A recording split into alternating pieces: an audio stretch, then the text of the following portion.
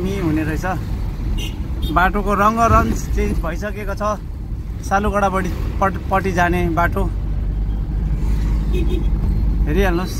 माथि पेलाइ हुँदैछ, तल्लो बाटो अगाडि अगाडि यस्तो छ। यस्तो माथि खिच न ल।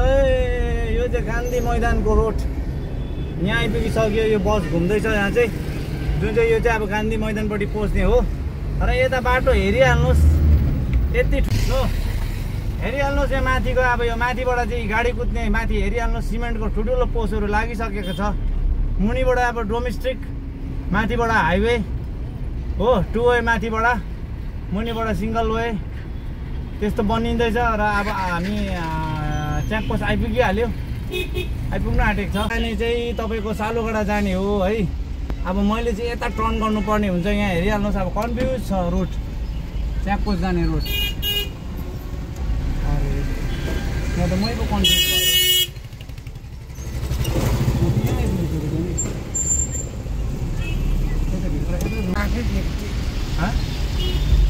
हामी चाहिँ एनजेपी जाने रोडपट्टि लाग्यौँ।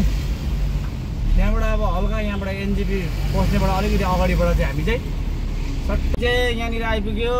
2 माइल चेकपोस्ट यस्तो छ है। अब कताबाट जानुहुन्छ है।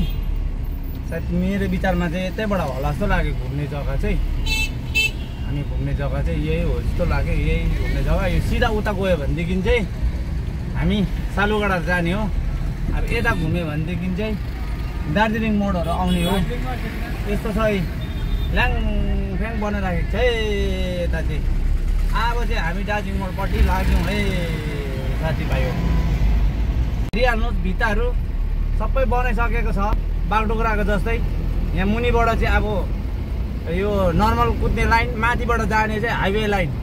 यतातिर चाहिँ नक्साहरू निस्किसकेको छ, हेरिहाल्नुहोस् हो। यतातिर चाहिँ नक्साहरू निस्किसकेको छ। यो अब यी ठिक्कै गान्धी मैदान आइपुग्नै आँट्यो। ल यो चाहिँ महानन्द ब्रिज है। उतापट्टि हेरिहाल्नुहोस्, अब यो नयाँ बनिँदैछ, नयाँ बनिसकेको रहेछ। अब पेलाइ हुनु मात्रै बाँकी रहेको रहेछ। यतापट्टि हामी कुद्दै गरेको चाहिँ नयाँ हो।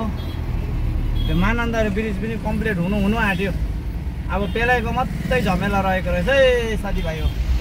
ल यो चाहिँ उताबाट आउने चाहिँ तपाईँको सिलगढीबाट के भन्छ दार्जिलिङबाट आए जति पनि आएर यता सालुगडा जानेहरू चाहिँ अब यताबाट जानु पर्यो होइन। अब यताबाट जुन चाहिँ टर्न गर्दैछ यो चाहिँ सिलगढी पस्ने हो। उताबाट सधैँको बाटो छैन। अहिले चाहिँ यहाँबाट यो मल्लगढीको छेउबाट चाहिँ यताबाट पस्नुपर्छ। त्यो सानो बाटो जुन चाहिँ थियो त्यसकै त्यहाँनिर चाहिँ बनाइदिएको छ तपाईँहरूलाई। यो बाटो चाहिँ घुमेर पस्नुपर्छ। अब हामी दार्जिलिङ जाने पनि यही बाटो भएर चाहिँ फेरि मल्लगढीबाट भित्र भएर सट्टै भएर चाहिँ फेरि सिलगढीको रोड भएर फेरि दार्जिलिङ मोड निस्किनुपर्छ। यहाँ चाहिँ पर हेर्नुहोस् एकदम डाङडुङ भत्काइदिएको छ। यहाँ गहिरोको ब्रिजहरू छैन एउटै पनि, हेरिहाल्नुहोस्।